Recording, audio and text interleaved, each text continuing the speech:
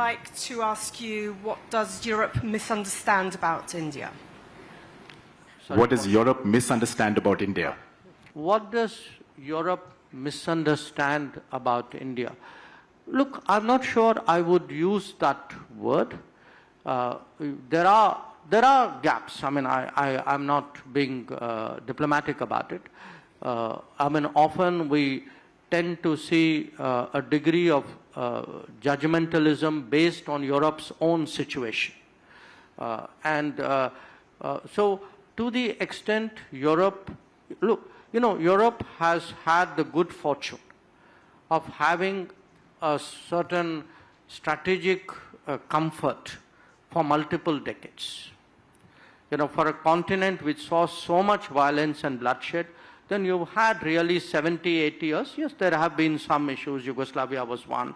I mean, what's happening right now in Ukraine is another. But by and large, Europe has enjoyed a period of peace, prosperity, stability, security, and complacency, which came out of it. So now Europe is compelled by global developments to perhaps conceptualize its own interests more sharply, and then see how it can secure that optimally.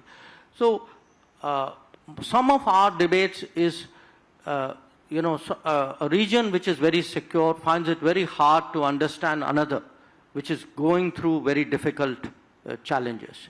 So whether it is on an issue like terrorism, whether it is even on matters like, territorial, I would say, integrity and sanctity of borders, we have not always had the kind of understanding and support that we expected out of Europe.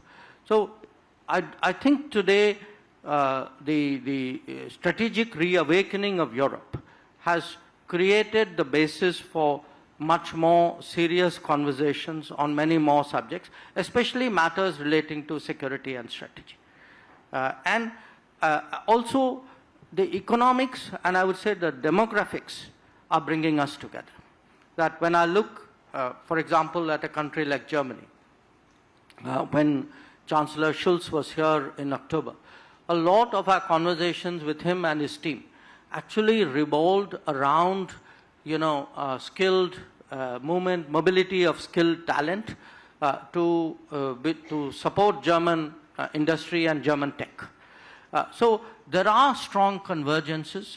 I think those convergences will grow with the passage of time. And certainly when we speak of a multipolar world, for us it's very important that Europe is a pole and thinks of itself as a pole. So